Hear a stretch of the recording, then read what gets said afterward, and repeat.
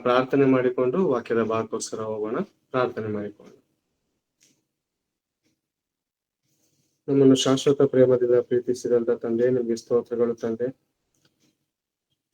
ಈ ದಿನ ನಿಮ್ಮ ಮಾತುಗಳನ್ನು ಹೇಳುವುದಕ್ಕೆ ಈ ಸಮಯ ಮಾಡಿಕೊಟ್ಟಿದ್ದಕ್ಕಾಗಿ ಸ್ತೋತ್ರಗಳು, ಕೃತಜ್ಞತೆಗಳು ತಂದೆ. ನಿಮ್ಮ ಮಾತಿನಲ್ಲಿ ಜ್ಞಾನವಿದೆ, ನಿಮ್ಮ ಮಾತಿನಲ್ಲಿ ಪ್ರೀತಿ ಇದೆ, ನಿಮ್ಮ ಮಾತಿನಲ್ಲಿ ಆವೇಶವಿದೆ ತಂದೆ. ಆ ಮಾತುಗಳನ್ನು ಅರ್ಥ ಮಾಡಿಕೊಳ್ಳುವಂತ ಜ್ಞಾನ ವಿವೇಕವನ್ನು ನಿಮ್ಮ ಮಕ್ಕಳಿಗೂ, ಹೇಳುವವನಾದ ನನಗೂ ಬೇಕಾಗಿರುವಂತ ಜ್ಞಾನ ವಿವೇಕವನ್ನು ಅನುಗ್ರಹಿಸಿ, ಹೇಳುವಂತ ಮಾತುಗಳನ್ನು ಆಲೋಚನೆ ಮಾಡುವಂತ ಜ್ಞಾನದ ಮನಸ್ಸನ್ನು ನಮಗೆ ಅನುಗ್ರಹಿಸಿ ನಡೆಸಬೇಕೆಂದು ಪರಿಶುದ್ಧಾತ್ಮನ ಮೂಲಕ ತಂದೆ ಆದಿಂದ ಅಂತ್ಯದವರೆಗೂ ನಮ್ಮ ಮಧ್ಯದಲ್ಲಿ ನೀವೇ ಮಹಿಮೆ ಹೊಂದಿಕೊಳ್ಳಬೇಕೆಂದು ಈ ಪ್ರಾರ್ಥನಾ ಮನವಿ ವಿಜ್ಞಾಪನೆಯನ್ನು ನಿಮ್ಮ ಪ್ರಿಯ ಕುಮಾರನು ನಮ್ಮ ರಕ್ಷಕನಾದ ಕ್ರಿಸ್ತ ಯೇಸು ನಮ್ಮದಲ್ಲಿ ಪ್ರಾರ್ಥಿಸಿ ಬೇಡಿ ಹೊಂದಿದ್ದೀನಪ್ಪ ತಂದೆ, ಆಮೇಲೆ. ಬೇರೆ ನಾನು ಯಾವಾಗಲೂ ವಾಕ್ಯದ ಸಂದೇಶ ಹೇಳುವುದಕ್ಕೆ ಬರುವಾಗ ಇಲ್ಲೇ ಆಗ್ಲಿ ಅಥವಾ ನಾನು ಸಭೆಗೆ ಹೋಗುವಂತ ಸ್ಥಳದಲ್ಲೇ ಆಗ್ಲಿ, ನಾನು 2 ಪಾಠವನ್ನು ಚಾಯ್ಸ್ ಮಾಡ್ತೀನಿ. ಅದರಲ್ಲಿ ದೇವ್ರ ಮುಂದೆ ಚೀಟಿ ಹಾಕಿ, ದೇವ್ರೆ ಯಾವ ವಿಷಯವನ್ನು ನಾನು ಮಾತಾಡ್ಬೇಕಂತ ನೀವು ಇಷ್ಟಪಡ್ತೀರಾ, ನಿಮ್ಮ ಆಲೋಚನೆ ಮೂಲಕ, ನಿಮ್ಮ ಆತ್ಮನ ಮೂಲಕ ನನಗೆ ತೋರಿಸ್ಕೊಡಿ ಅಂತ ದೇವ್ರ ಮುಂದೆ ಇಡುವಾಗ ದೇವರು ನನಗೆ ಮಾರ್ಗ ತೋರಿಸಿದಂತ ಪಾಠದ ಅಂಶವನ್ನು ಈ ದಿನ ನಿಮ್ ಮುಂದೆ ನಾನು ಇಡ್ತಾ ಇದ್ದೀನಿ. ಪ್ರೇರೆ ನಾವು ನೋಡುವಾಗ ಈ ಭೂಮಿ ಮೇಲೆ ದೇವರ ಚಿತ್ತವಿಲ್ಲದೆ ಒಂದು ಇರುವೆ ಕೂಡ ಸೃಷ್ಟಿ ಆಗಲಿಲ್ಲ. ದೇವರ ಚಿತ್ತ, ದೇವರ ಸಂಕಲ್ಪವಿಲ್ಲದೆ ಒಂದು ಇರುವೆ ಇದೆ ನೋಡಿ ಪ್ರೇರೆ. ಇರುವೆಯ ಘನ ಕಾರ್ಯ ಏನೆಂಬುದಾಗಿ ನೋಡುವಾಗ ಈ ಭೂಮಿ ಮೇಲೆ ಅನೇಕ ವೇಸ್ಟೇಜ್ ಐಟಮ್ ಬೀಳುತ್ತೆ. ಆ ವೇಸ್ಟೇಜ್ ಐಟಮ್ ಅನ್ನು ತಿನ್ನೋದಕ್ಕೋಸ್ಕರ ದೇವರು ಇಟ್ಟಿದ್ದಾರೆ. ಯಾಕಂದ್ರೆ ಆ ವೇಸ್ಟೇಜ್ ಐಟಮ್ ಏನ್ ಮಾಡುತ್ತೆ ಅಂದ್ರೆ ಭೂಮಿಲಿ ಅನೇಕ ಸ್ಮೆಲ್ಗಳು ಬರುವಂತದ್ದು, ವಾಸನೆಗಳು ಬರುವಂತದ್ದಾಗಿದೆ ಪ್ರೇರೆ. ಅದನ್ನು ತಿಂದಿ ಭೂಮಿನ ಕ್ಲೀನ್ ಮಾಡ್ಲಿ ಅಂತ ದೇವರು ಸೃಷ್ಟಿ ಮಾಡಿದ್ದಾರೆ. ಸುಗ್ಗಿ ಕಾಲದಲ್ಲಿ ಅದನ್ನು ಕೂಡಿಸಿಡ್ತವೆ ಅಂತ ನಾವು ನೋಡ್ತೀವಿ ಪ್ರೇರೆ. ಅರಸನು ರಾಜನು ಇಲ್ಲದಿದ್ರು. ಅದೇ ರೀತಿ ಪ್ರೇರೆ ಆದಿಕಾಂಡ 1ನೇ ಅಧ್ಯಾಯ 27ನೇ ವಚನದಲ್ಲಿ ನಾವು ನೋಡುವಾಗ ದೇವರು ಮನುಷ್ಯನನ್ನು ಗಂಡು ಹೆಣ್ಣನಾಗಿ ಸೃಷ್ಟಿಸಿದ್ರು. ಹೌದಲ್ವಾ? ಗಂಡು ಹೆಣ್ಣನಾಗಿ ಸೃಷ್ಟಿಸಿದ್ರು. ಫಸ್ಟ್ ಜೆಂಡರ್ ಗಂಡಸು, ಸೆಕೆಂಡ್ ಜೆಂಡರ್ ಬಂದು ಹೆಂಗಸು, ಹೆಣ್ಣು ಪ್ರೇರೆ. ಈಗ ಥರ್ಡ್ ಜೆಂಡರ್ ಅಂದ್ರೆ ಯಾರು? ಥರ್ಡ್ ಜೆಂಡರ್ ಅಂದ್ರೆ ಪ್ರೇರೆ ನಪುಂಸಕರು, ಮಂಗಳಮುಖಿಯರು ಅಂತ ನಾವು ನೋಡಬಹುದು ಪ್ರೇರೆ. ಹೌದಾ? ಥರ್ಡ್ ಜೆಂಡರ್ ಅಂದ್ರೆ ಈ ಕಡೆ ಪುರುಷರು ಅಲ್ಲ, ಈ ಕಡೆ ಸ್ತ್ರೀಯರು ಅಲ್ಲ. ಆ ರೀತಿಲಿ ಇರುವಂತವರನ್ನು ಯಾರು ಸೃಷ್ಟಿ ಮಾಡಿದ್ರು ಪ್ರಿಯರೇ? ದೇವರ ಶಾಪನ ಅಥವಾ ಸೈತಾನನ ಕೈವಾಡನ ಪ್ರಿಯರೇ? ನಿಮ್ಮಲ್ಲಿ ಯಾರಾದ್ರೂ ಹೇಳಿ ತಿಳಿದವರು?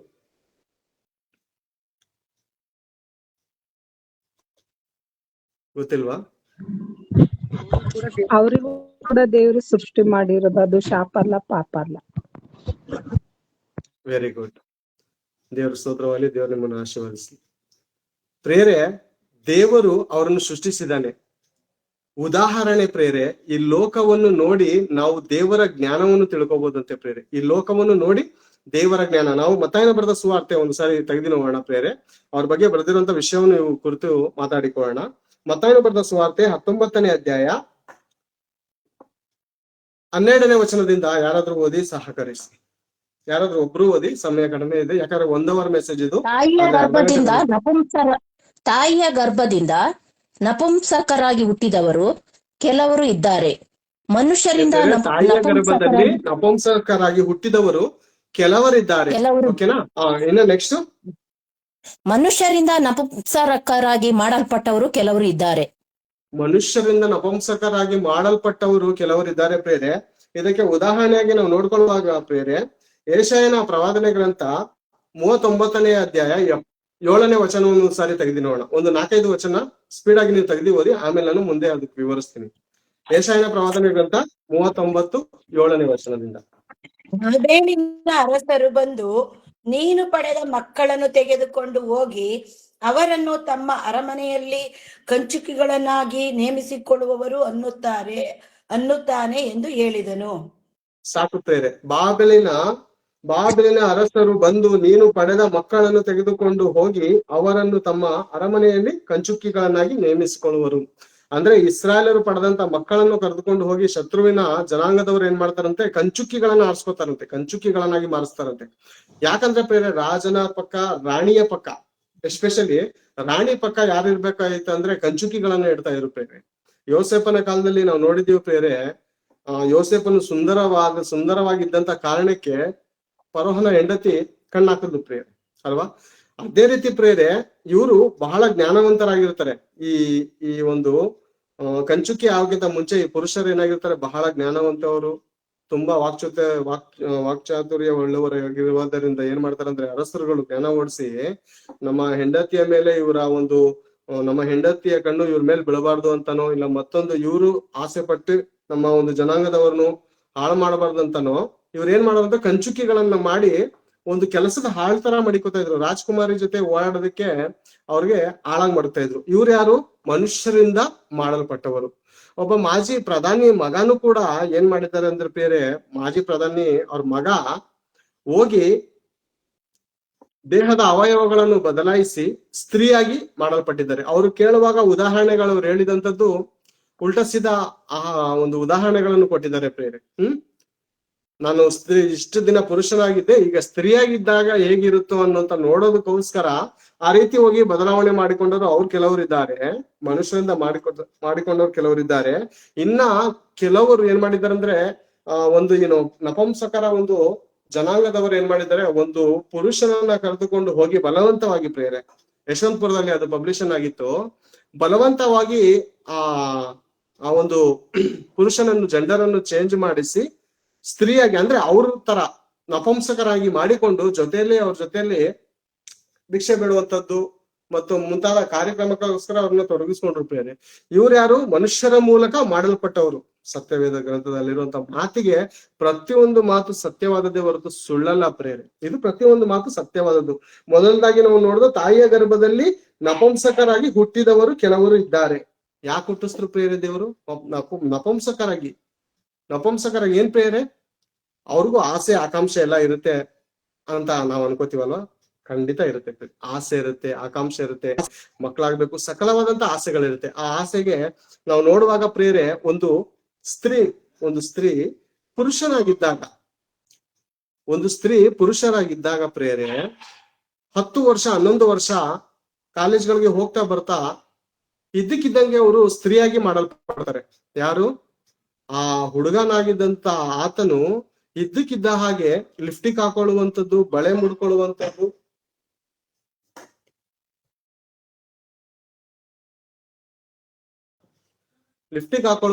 ಬಳೆ ಹಾಕೊಳ್ಳುವಂಥದ್ದು, ಈ ತರ ಒಂದು ಕಾರ್ಯಕ್ರಮಗಳನ್ನು ಮಾಡುವುದನ್ನು ನಾವು ನೋಡುವಾಗ ಒಬ್ಬ ಸಾಹುಕಾರನ ಅಂದ್ರೆ MLA ಒಂದು ಮಗನು ಈ ರೀತಿ ಆದಾಗ ಅವ್ರು ಹೇಳಿದಂತ ಮಾತೇನು ಗೊತ್ತಾ? ಆ ಸಾಹುಕಾರ ಹೇಳಿದಂತ ಮಾತು, ನನ್ನ ಮಾನ ಮರ್ಯಾದೆ ಎಲ್ಲ ಹೋಗುತ್ತಪ್ಪ, ನೀನ್ ಏನ್ ಮಾಡ್ತೀಯ ಅಂದ್ರೆ ಮನೇಲಿ ನೀನ್ ಸ್ತ್ರೀ ರೀತಿ ಇರ್ತೀಯ, ಇರು ಪರವಾಗಿಲ್ಲ, ಆದ್ರೆ ಹೊರಗಡೆ ನೀನ್ ಏನ್ ಹೆಸರು ಉಳ್ಳವನಾಗಿದ್ದೋ, ನೀನು ಯಾವ ಪುರುಷನ ಹೆಸರನ್ನು ಪಡೆದುಕೊಂಡಿದ್ದೋ ಆ ರೀತಿ ಇರಪ್ಪ ಅಂತ ಹೇಳಿದಕ್ಕೆ, ನಾನು ಆ ರೀತಿ ಇರೋದಕ್ಕೆ ನನ್ನ ಕೈಲಾಗಲ್ಲ, ನನಗ್ ಮನೇನೂ ಬೇಡ, ನೀವು ಬೇಡ, ನನ್ಗೆ ಯಾರು ಸೇರಿಸ್ಲಿಲ್ಲ ಅಂದ್ರೂ ಪರವಾಗಿಲ್ಲ, ನಾನು ಇನ್ನ ಸ್ತ್ರೀಯಾಗೆ ನಾನು ಇದು ಬಿಡ್ತೀನಿ ಅಂತ ಮನೆ ಬಿಟ್ಟು ಹೋಗಿ ಅವರ ಜೀವನದ ಶೈಲಿನೇ ಬದಲಾಯಿಸ್ಕೊಂಡ್ರು ಪ್ರೇರೆ.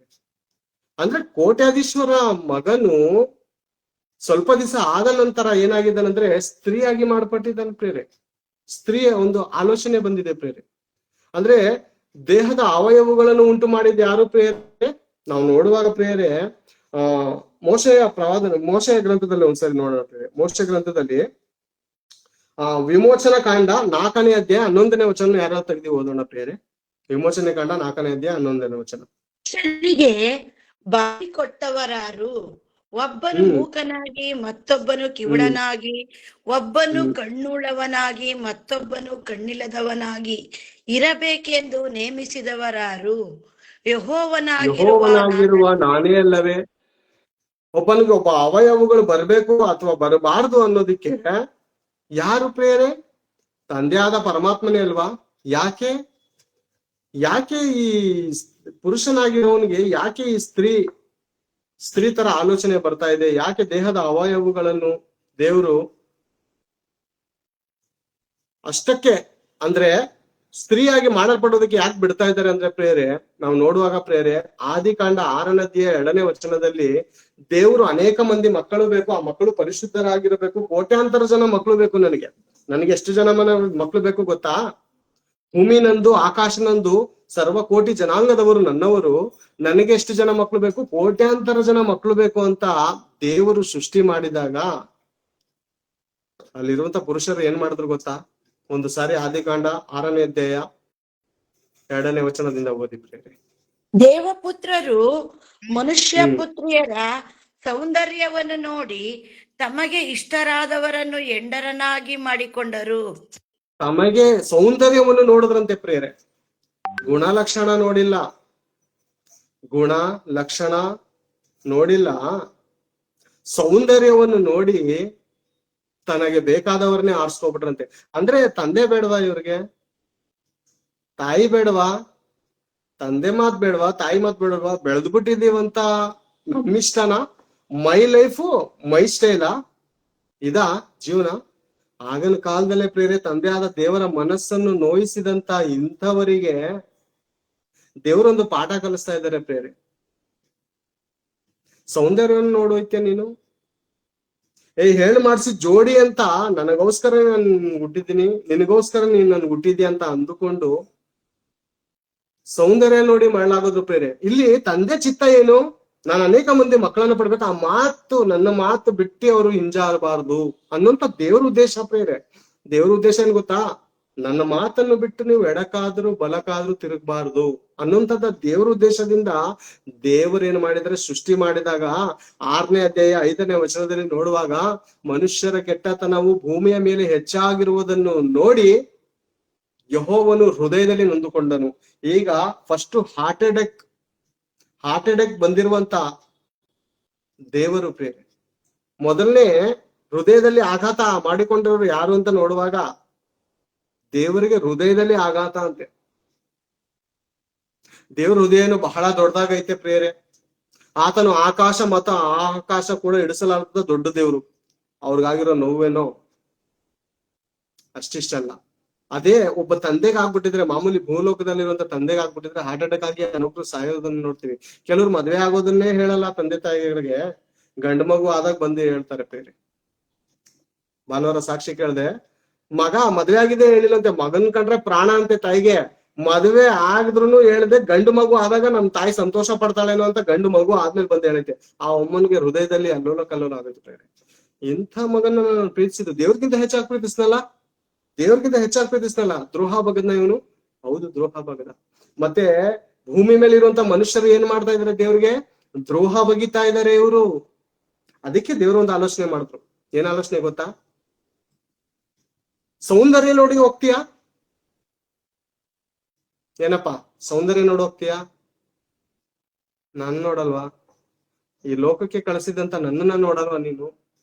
ಸೌಂದರ್ಯವತೆ ಬೇಕಾ? ಒಳ್ಳೆ ಪುರುಷನ್ ಬೇಕಾ? ಒಳ್ಳೆ ಜಾಬಲ್ಲಿ ಇರೋನ್ ಇರ್ಬೇಕಾ? ನನಗ್ ಸಿಗದೆ ಇರೋನು ನೀನು.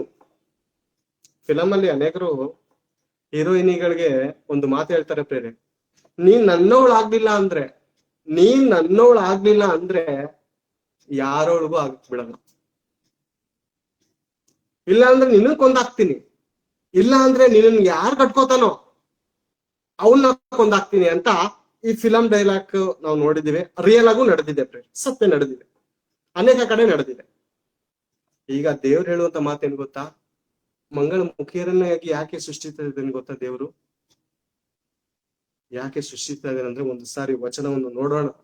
ಅವ್ರನ್ನ ನೋಡಿ ನಾವು ಪಾಠ ಕಲಿಯುವಂಥದ್ದು ಬಹಳ ಇದೆ ಪ್ರೇರೆ. ಮೂರನೇ ಸಾಲ ಇದೆ ನೋಡಿ, ಮತ್ತಾಯನ ಬರೆದ ಸುವಾರ್ತೆ 19ನೇ ಅಧ್ಯಾಯ 12ನೇ ವಚನದಲ್ಲಿ 3ನೇ ಸಾಲ ಐತಲ್ಲ, ಅದು ಓದಿ ಪ್ರೇರೆ. ಅದಕ್ಕೆ ವಿವರಣೆ ಇವಾಗ ಕೇಳೋಣ. ಪರಲೋಕ ಅದೇ ಅಷ್ಟೇ.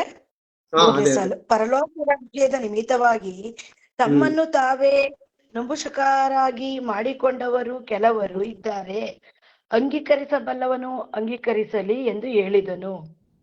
ಪರಲೋಕದ ರಾಜ್ಯದ ನಿಮಿತ್ತ ನಪುಂಸಕರಾಗಿ ಮಾಡಲ್ಪಟ್ಟವರು ಅಂದ್ರೆ ಅಂದ್ರೆ ಪರಲೋಕದ ರಾಜ್ಯದ ನಿಮಿತ್ತ ಅಂದ್ರೆ ಕ್ರೈಸ್ತರಾಗಿ ನಾವು ಮಾಡಲ್ಪಟ್ಟಾದ್ಮೇಲೆ ನಪುಂಸಕರಾಗಿ ಮಾಡ್ಕೊಳ್ರಿ ಅಂತ ದೇವ್ರು ಹೇಳ್ತಾ ಇದಾರ? ನಪುಂಸಕರಾಗಿ ಅಂತ ಹೇಳ್ತಾ ಇದಾರ ದೇವ್ರು? ಈ ಮಾತಿನ ಉದಾಹರಣೆ ಏನು ಪ್ರಿಯರೇ? ನಪುಂಸಕರನ್ನು ನೋಡಿನ ಒಂದೊಂದು ಪಾಠ ಕಲಿಬೇಕು ಪ್ರಿಯರೇ. ಆತಳು ಗಂಡಸಾಗಿದ್ರು ಹೆಣ್ಣಾದ್ಮೇಲೆ ನಾನು ಪ್ರಪಂಚಕ್ಕೆ ಹೆಣ್ಣಾಗಿ ಉಳ್ಕೊಬಿಡ್ತೇನೆ, ನಾನು ಗಂಡಸ್ ಪಟ್ಟವನೇ ಬೇಡ, ಅಪ್ಪ ನಿನ್ನ ಆಸ್ತಿನೂ ಬೇಡ ಅಂತ ಒಂದು ನಪುಂಸಕಿ ಹೇಳುವಂತ ಮಾತು. ಈಗ ಕ್ರೈಸ್ತರಾಗಿರುವಂತ ನಾವು ಏನಾಗ್ಬೇಕು ಅಂತ ವಾಕ್ಯ ಹೇಳುತ್ತೆ ಗೊತ್ತಾ? ಈಗ ನಪುಂಸಕರು ಗಂಡಸಾಗಿದ್ರು ಸ್ತ್ರೀ ವೇಷವನ್ನು ಧರಿಸ್ಕೊಂಡಿದ್ದಾರೆ. ಓಕೆನಾ? ಈಗ ಒಂದ್ಸಾರಿ ಗಲಾತ್ಯ ಬರೆದ ಪತ್ರಿಕೆ 3ನೇ ಅಧ್ಯಾಯ ಒಂದ್ಸಾರಿ ತೆಗೆದು ಓದೋಣ ಪ್ರಿಯರೇ. ಗಲಾತ್ಯ ಬರೆದ ಪತ್ರಿಕೆ 3ನೇ ಅಧ್ಯಾಯ 27ನೇ ವಚನ ಒಂದ್ಸಾರಿ ತೆಗೆದು ಓದೋಣ. ಏನು ಬರ್ದೈತಂತ ಒಂದು ಸಾರಿ ಆಲೋಚನೆ ಮಾಡೋಣ. ಹೇಗೆಂದರೆ ಕ್ರಿಸ್ತನಲ್ಲಿ ಸೇರುವುದಕ್ಕೆ ದೀಕ್ಷಾ ಸ್ನಾನ ಮಾಡಿಸಿಕೊಂಡಿರುವ ನೀವೆಲ್ಲರೂ ಕ್ರಿಸ್ತನನ್ನು ಧರಿಸಿಕೊಳ್ಳಿರಿ. ನೀವೆಲ್ಲರೂ ಕ್ರಿಸ್ತನನ್ನು ಧರಿಸಿಕೊಂಡಿದ್ದೀರಿ. ಒಂದು ಮಂಗಳಮುಖಿ ಪುರುಷನಾಗಿದ್ದರು ಸ್ತ್ರೀ ವೇಷವನ್ನು ಧರಿಸಿಕೊಂಡು ತನ್ನನ್ನು ತಾನು ಮಾರ್ಪಟ್ಟಿಸಿಕೊಂಡ ಹಾಗೆ ಈಗ ನೀವು ಕ್ರಿಸ್ತನಲ್ಲಿ ಏನ್ ಧರಿಸ್ಕೊಂಡಿದ್ದೀವಿ? ಕ್ರಿಸ್ತನನ್ನು ದೀಕ್ಷಾ ಸ್ನಾನದ ಮೂಲಕ ಈಗ ಧರಿಸ್ಕೊಂಡಿದ್ದೀವಿ. ಈಗ ನಾವು ಹೇಗಿರ್ಬೇಕು? ಒಂದು ಮಂಗಳಮುಖಿ ದೇವ್ರು ಉದಾಹರಣೆ ತೋರಿಸ್ತಾ ಇದಾರೆ ಪ್ರೇರೆ. ಅವ್ರ ಜೀವನದಲ್ಲಿ ಕಷ್ಟ ಐತೆ, ಅವ್ರ ಜೀವನದಲ್ಲಿ ಅವಮಾನ ಐತೆ, ಅವ್ರ ಜೀವನದಲ್ಲಿ ಯಾವ ಸಂಬಂಧಿಕರು ಕರೆಯಲ್ಲ. ಸೇಮ್ ಕ್ರೈಸ್ತರ ಜೀವಿತದಲ್ಲಿ ನಡೀತೆ. ನಿಜವಾದ ಕ್ರೈಸ್ತರ ಬಗ್ಗೆ ಮಾತಾಡ್ತಾ ಇದ್ದೀನಿ. ಡೂಪ್ಲಿಕೇಟು, ಒಂದ್ ಕಾಲ್ ಇಲ್ಲಿ, ಒಂದು ಕಡೆ ಲೋಕವನ್ನು ಮೆಚ್ಚಿಸೋರು, ಒಂದು ಕಡೆ ದೇವರನ್ನು ಮೆಚ್ಚಿಸೋರು ಕಂಡ್ರೆ ಅವ್ರಿಗೆಲ್ಲಾರು ಪ್ರೀತಿಸ್ತಾರೆ. ನಿಜವಾಗ್ಲು ತಂದೆಗೆ ಹುಟ್ಟಿದ ಮಗನು, ತಂದೆ ಆದ ದೇವರ ಮಗನಾಗಿ ಸ್ವೀಕಾರ ಮಾಡಲ್ಪಟ್ಟವನು ಅವನಿಗೆ ಯಾರು ಸ್ವೀಕಾರ ಮಾಡಲ್ಲ. ನಿಜ ಪ್ರಿಯರೇ. ಇದು ಪೌಲನ್ ಹೇಳುವಂತ ಮಾತನ್ನು ಕೇಳ್ತೀವ? ಪೌಲನ್ ಹೇಳುವಂತ ಮಾತನ್ನು ಒಂದ್ಸಾರಿ ಓದೋಣ ಪ್ರಿಯರೇ. ಎಷ್ಟು ಅದ್ಭುತವಾಗಿ ಬರ್ದಿದ್ದಾನಂದ್ರೆ 1ನೇ ಕೊರಿಂಥ ಬರೆದ ಪತ್ರಿಕೆ 4ನೇ ಅಧ್ಯಾಯ 11ನೇ ವಚನ ಒಂದ್ಸಾರಿ ತೆಗೆದು ಓದೋಣ ಪ್ರಿಯರೇ. ಕೊರಿಂಥದ ಬರೆದ ಪತ್ರಿಕೆ 1ನೇ ಪತ್ರಿಕೆ 4ನೇ ಅಧ್ಯಾಯ 11ನೇ ವಚನ. ಈ ಗಳಿಗೆಯವರೆಗೂ ನಾವು ಹಸಿದವರು, ಬಾಯಾರಿಕೆ ಉಳ್ಳವರು, ಮೈಗೆ ವಸ್ತ್ರವಿಲ್ಲದವರು, ಗುದ್ದು ತಿನ್ನುವವರು, ಮನೆ ಇಲ್ಲದವರು, ಸ್ವಂತ ಕೈಗಳಿಂದ ಕೆಲಸ ಮಾಡಿ ದುಡಿಯುವವರು ಆಗಿದ್ದೇವೆ. ಇದೆಲ್ಲ ಮಂಗಳಮುಖಿಯರ ಜೀವನದಲ್ಲಿ ನಡೀತಾ ಇದೆ. ನಿಮ್ಗೆ ಗೊತ್ತಾ? ಈ ಗಳಿಗೆಯವರೆಗೂ ನಾವು ಹಸಿದವರು, ಬೇರೆ ಅನ್ನಕ್ಕೋಸ್ಕರ ಕಾಸಿಲ್ಲದೆ ರೋಡಲ್ಲಿ ಚಪ್ಪಾಳೆ ಹೊಡೆದುಕೊಂಡು ಆಹಾರ ತಿನ್ನೋದನ್ನು ನೋಡ್ತೇವೆ ಪ್ರೇರೆ ಅಲ್ವಾ? ಕೆಳಗಡೆ ಓದೋಣ. ಬಾಯಾರಿಕೆ ಉಳ್ಳವರು, ಮೈಗೆ ವಸ್ತ್ರವಿಲ್ಲದವರು, ಗುದ್ದು ತಿನ್ನುವವರು, ಮನೆ ಇಲ್ಲದವರು, ಸ್ವಂತ ಕೈಗಳಿಂದ ಕೆಲಸ ಮಾಡಿ ದುಡಿಯುವವರು ಆಗಿದ್ದೇವೆ. ಬಯಸಿಕೊಂಡು ಹರಸುತ್ತೇವೆ, ಹಿಂಸೆ ಪಟ್ಟು ಸಹಿಸಿಕೊಳ್ಳುತ್ತೇವೆ. ಯಾರು ಗೊತ್ತಾ? ಪರಲೋಕದ ರಾಜ್ಯದ ನಿಮಿತ್ತ ನಪುಂಸಕರಾಗುವವರಂದ್ರೆ ಯಾರು? ನಪುಂಸಕ ಸ್ವಭಾವ, ಅವ್ರ ಪರಿಸ್ಥಿತಿ ಏನಿದೆಯೋ ಇವತ್ತು, ನಿಜವಾದ ಕ್ರೈಸ್ತರ ಜೀವಿತ ನಿಜವಾಗ್ಲೂ ಪ್ರೇರೆ ಆ ರೀತಿ ಇರುತ್ತೆ. ನಂಬ್ತೀರಾ? ಪೌಲನ ಆ ರೀತಿ ಇದ್ದಾನೆ. ಅದೇ ಹೇಳ್ತಾ ಇದ್ದಾನೆ ಪೌಲನು, ನಾನು ಬಯಸ್ಕೊಂಡು ಹರಿಸ್ತೇನೆ. ಒಂದು ಸಾರಿ ನಪುಂಸಕರಾಗಿ ಪ್ರೇರೆ ಅವರು ದೇವ್ರನ್ನ ಕಂಡುಕೊಳ್ಳದೆ ಇದ್ರು ಪ್ರೇರೆ ಇವತ್ತು ಅವ್ರೆಷ್ಟು ಅವಮಾನ ಪಡ್ತಾ ಇದಾರೆ ಗೊತ್ತಾ? ನಿಜವಾದ ತಂದೆ ಯಾರಂತ ಗೊತ್ತಿಲ್ಲದೆ ಇದ್ರು ಅವ್ರ ಅವಮಾನ ಸಹಿಸ್ಕೊಂಡು ಬದುಕ್ತಾ ಇದೀವಿ. ಇವತ್ತು ಸಭೆಯಲ್ಲಿ ಒಂದು ಮಾತು ಯಾರಾದ್ರೂ ಖಂಡಿಸಿ ಹೇಳಿದ್ರೆ ಆ ಪಾಸ್ಟ್ರು ಯಾವಾಗ ನೋಡು ಬೈತಾ ಇರ್ತಾರೆ, ಆ ಪಾಸ್ಟ್ರು ಯಾವಾಗ ನೋಡು ಗದರಿಸ್ತಾ ಇರ್ತಾರೆ ಅಂತ ಸಭೆನೇ ಬಿಟ್ಟು ಹೋಗೋದ? ಅಮ್ಮ, ಮನೇಲಿ ನಿಮ್ ಮಗ ಬೈದ್ರೆ ಬಿಟ್ಟು ಹೋಗ್ತೀಯಾ? ಮನೇಲಿ ನಿಮ್ ಮಗ ಬೈದ್ರೆ ಬಿಟ್ಟು ಹೋಗ್ತೀರಾ? ನಿಮ್ ಗಂಡ ಬೈದ್ರೆ ಬಿಟ್ಟು ಹೋಗ್ತೀರಾ? ಅಲ್ವಾ? ಹೋಗಲ್ವಲ್ಲ. ಮತ್ತೆ ಸಭೆ ಅಂದ್ರೆ ಯಾರ್ರಿ? ಕ್ರಿಸ್ತನ ತಲೆ ಅಲ್ವಾ? ಶಿರಸ್ಸಲ್ವಾ?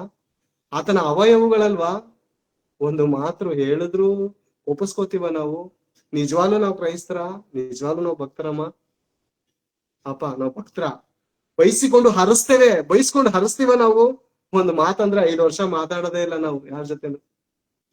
ಪೌಲನ್ ಹೇಳ್ತಾ ಇದ್ದೇನೆ ಪ್ರೇರೆ, ಬಯಸ್ಕೊಂಡು ಹರಿಸ್ತೇನೆ ನಾನು. ನಮ್ಗೆ ಯಾರಾದ್ರೂ ಬೈದ್ರೆ ನಾವು ಹರಿಸ್ಬೇಕು ಪ್ರೇರೆ. ನಿಜವಾದ ಕ್ರೈಸ್ತರ ಜೀವಿತ. ಅವಮಾನ ಆಯ್ತಾ ಇದ್ರು ಸಹಿಸ್ಕೊಂಡಿರೋನೆ ನಿಜವಾದ ಕ್ರೈಸ್ತನು. ಮಂಗಳಮುಖಿ ರೋಡಲ್ಲಿ ಅವಮಾನ ಪಡ್ತಾ ಇದ್ರು ಅವ್ರು ಸಹಿಸ್ಕೋತಾರೆ, ತನ್ನನ್ನು ಮಾರ್ಪಡಿಸ್ಕೊಳಲ್ಲ. ನಾನು ಗಂಡಸಾಗಿದ್ದಲ್ಲ, ಹೆಂಗಸು ವೇಷ ಹಾಕೋಬಿಟ್ಟಿದ್ದೀನ, ತಿರ್ಗಾ ನಾನು ಗಂಡಸಾಗೋಯ್ತೀನಿ ಅಂತ ಅವ್ರು ವೇಷ ಮಾಡಿಸ್ಕೊಳಲ್ಲ. ಕ್ರಿಸ್ತನನ್ನು ಧರಿಸಿಕೊಂಡಿರುವಂತ ನೀವು ವೇಷವನ್ನು ಮಾರ್ಪಡಿಸ್ಕೊತಾ ಇದ್ವಿ. ಈಗ ನನ್ಗೆ ಬೇಡ ಈ ಕ್ರಿಸ್ತಿಯ ಜೀವಿತ, ನಾನು ಹಿಂದಿಯ ಜೀವಿತಕ್ಕೆ ಹೋಗ್ತೀನಿ ಅಂತ ಹೋಗ್ತಾ ಇದ್ರು ಅನೇಕರು. ಇದು ನ್ಯಾಯನಾ? ಇದು ನ್ಯಾಯನಾ ಪ್ರೇರೆ? ದೇವ್ರನ್ನ ಬಿಟ್ಟು ಹೋಗೋದು ನ್ಯಾಯನಾ? ಎಷ್ಟು ಅವಮಾನ ಇರುತ್ತೆ ಗೊತ್ತಾ ಪ್ರೇರೆ ಮನೆಯಲ್ಲಿ.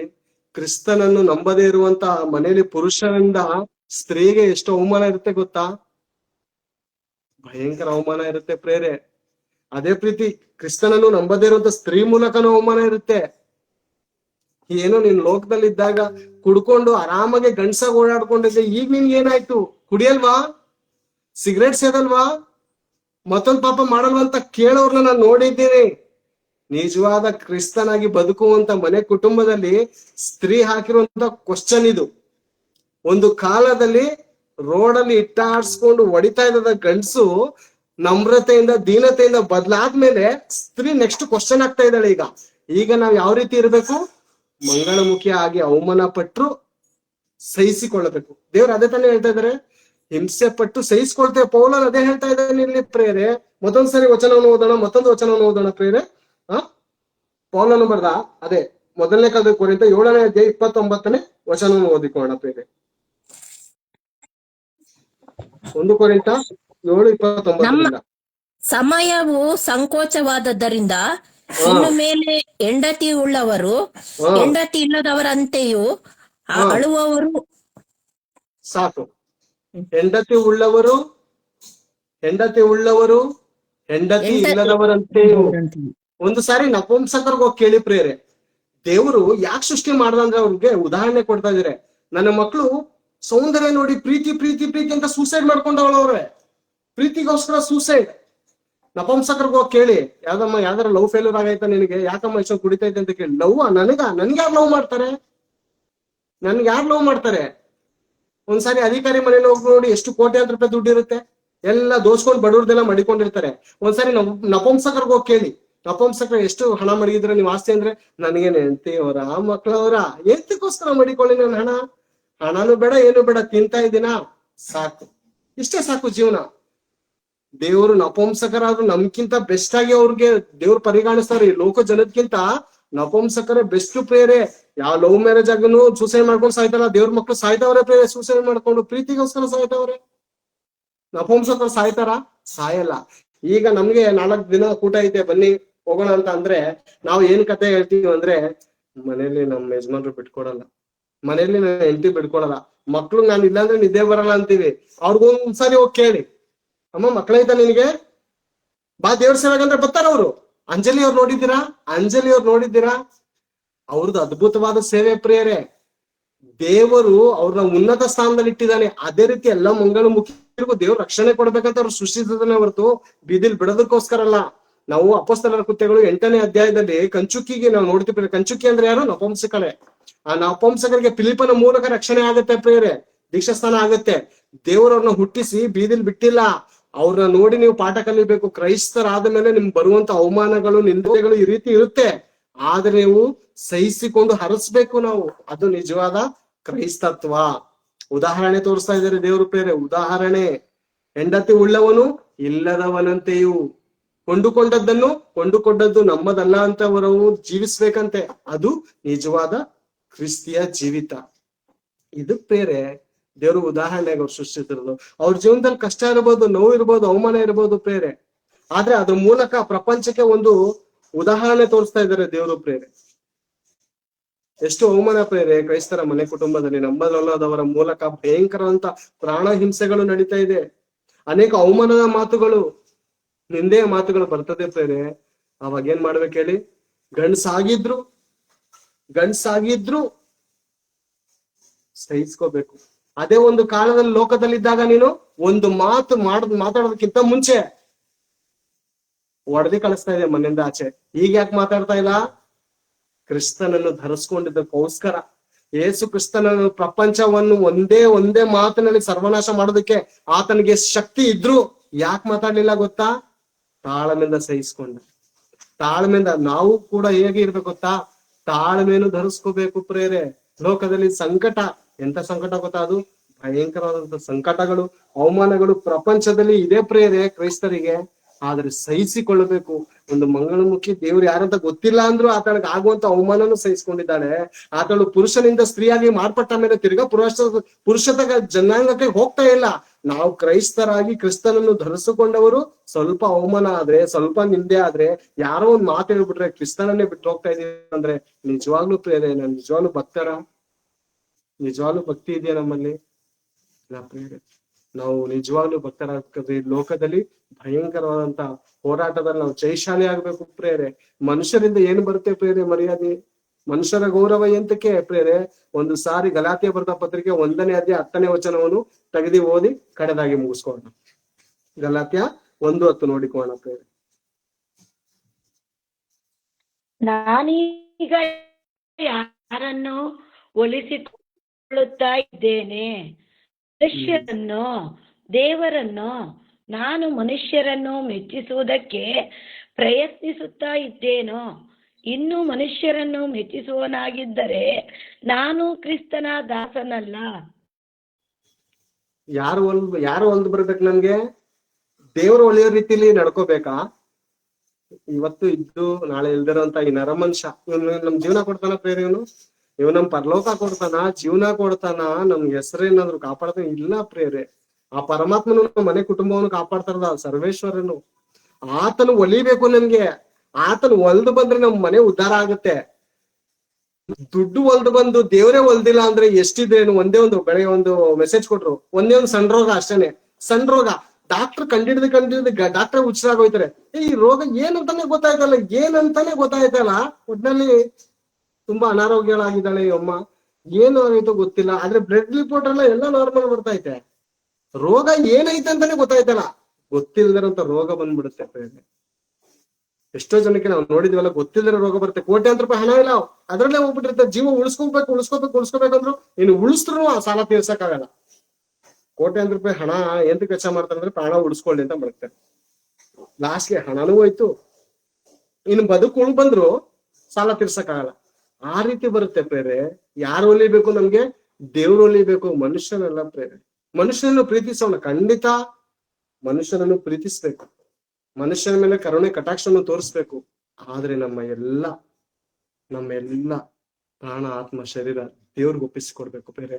ಮಂಗಳಮುಖಿಯರ ಮೂಲಕ ನಾವು ಈ ದಿನ ಒಂದು ಒಳ್ಳೆ ಪಾಠವನ್ನು ದೇವರ ಮೂಲಕ ಕಲ್ತಿದ್ದೇವೆ ಅಂತ ನೋಡಿದಿವೆ.